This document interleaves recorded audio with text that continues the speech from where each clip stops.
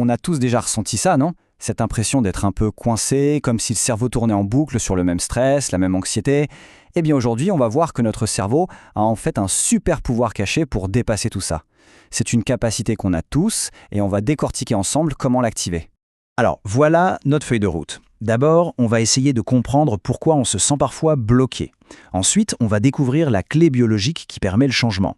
Et après ça, on explorera deux méthodes vraiment puissantes pour reprendre les commandes, une, disons, manuelle, et une autre assistée par la technologie. Allez, c'est parti. Ok, commençons par le commencement. Pourquoi est-ce qu'on se sent si souvent dépassé, anxieux, comme en alerte constante? La réponse, en fait, se trouve dans notre système de survie. Un système intégré qui, parfois, peut se dérégler un peu. Ça, c'est une sensation que beaucoup de monde connaît. Cette fameuse alarme interne qui ne veut tout simplement pas s'arrêter. Elle vient de notre système nerveux qui est programmé pour scanner en permanence notre environnement à la recherche du moindre danger. Le souci, c'est que suite à un gros stress ou un stress qui dure, ce système peut rester bloqué en mode alerte maximale. Et quand ce système nerveux est chroniquement en surrégime, que ce soit à cause d'un trauma ou d'un stress qui n'en finit pas, ça peut se manifester de plein de façons. Une fatigue qui ne part jamais, de l'anxiété, une hypersensibilité. C'est un peu comme si l'alarme incendie de la maison sonnait en permanence alors qu'il n'y a pas la moindre fumée. En gros, notre système nerveux jongle constamment entre trois états principaux. Il y a l'état de calme, où on se sent en sécurité et connecté aux autres. Il y a l'état d'action, le fameux combat ou fuite, quand il faut réagir à une menace. Et enfin, l'état de figement, quand le danger paraît tellement grand qu'on se sent paralysé. Un système qui va bien passe de l'un à l'autre sans problème, mais un choc peut nous coincer dans l'un de ces modes d'alerte. Bon, si notre système peut rester bloqué, la question c'est comment on fait pour le débloquer? Eh bien la super bonne nouvelle, c'est que notre cerveau a la clé. Et c'est là qu'on va aborder le concept fondamental qui rend tout ça possible.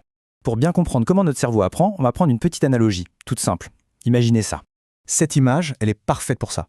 Elle représente la difficulté qu'on a au début quand on apprend quelque chose de nouveau ou qu'on essaie de changer une habitude. Le cerveau doit littéralement forcer un nouveau passage. C'est l'effort des débuts. Et c'est là que la magie opère.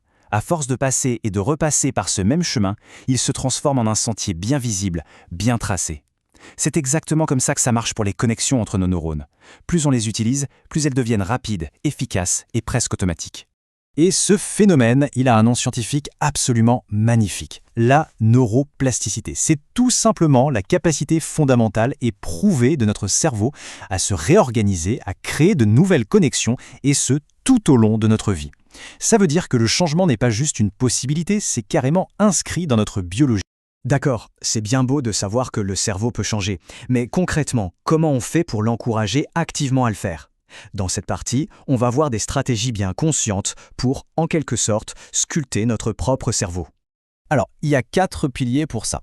D'abord, la pratique, la répétition. C'est ce qui renforce les circuits neuronaux. Deuxièmement, l'effort. Se concentrer activement, ça envoie un message clair au cerveau. Ça, c'est important. Troisièmement, bien utiliser ses erreurs. Les erreurs, ce ne sont pas des échecs, ce sont des infos précieuses pour s'ajuster. Et enfin, le plus important peut-être, y croire. La conviction qu'on peut y arriver prépare le cerveau au succès. Cette phrase, elle résume tout en fait. Notre cerveau, ce n'est pas un bloc de béton figé, c'est un muscle qui se développe et se transforme selon la manière dont on s'en sert. Et ça nous met directement aux commandes de notre propre évolution. Ok, mais et si on n'y arrive pas? Si malgré tous nos efforts, on se sent toujours bloqué, quand les blocages sont trop profonds? Il existe une autre voie, une technologie fascinante qui agit un peu comme un miroir pour aider le cerveau à se calmer tout seul. Cette technologie, c'est le neurofeedback. Et le principe de base est d'une simplicité déconcertante. L'idée, c'est que le cerveau apprend beaucoup mieux quand il peut s'observer lui-même en direct. C'est comme si on lui tendait un miroir pour qu'il puisse voir ses petites instabilités et les corriger tout seul, naturellement, sans qu'on ait besoin d'y penser. Alors comment ça marche en vrai? En fait, c'est assez simple. Pendant qu'on écoute tranquillement de la musique ou qu'on regarde un film, des petits capteurs lisent notre activité cérébrale. Dès que le logiciel repère une turbulence, une petite instabilité, hop, il y a une micro-coupure dans le son ou l'image. Cette interruption, c'est le feedback, le retour d'infos. Et le cerveau, qui déteste être dérangé, va apprendre petit à petit à rester plus stable pour que la musique continue sans accroc. Il s'entraîne tout seul, passivement. Donc, ce qu'il faut vraiment retenir ici, c'est qu'on a 2 grandes voies pour utiliser la neuroplasticité. La première est active, c'est le faire pour apprendre, un peu comme soulever des poids à la salle de sport. La deuxième est passive, c'est l'être, pour s'autoréguler, un peu comme flotter dans l'eau. Et le plus génial, c'est que ces 2 approches ne s'opposent pas du tout, elles sont même super complémentaires. Allez, on arrive à la dernière ligne droite. On va maintenant assembler toutes les pièces du puzzle.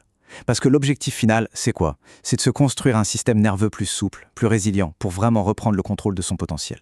Alors, pour résumer tout notre parcours, qu'est-ce qu'on retient? D'abord que oui, notre système nerveux peut se coincer, mais surtout qu'il peut être rééduqué. Ensuite, que la neuroplasticité, c'est notre super pouvoir pour le changement. On peut l'entraîner activement avec de l'effort ou l'aider passivement avec des outils comme le neurofeedback.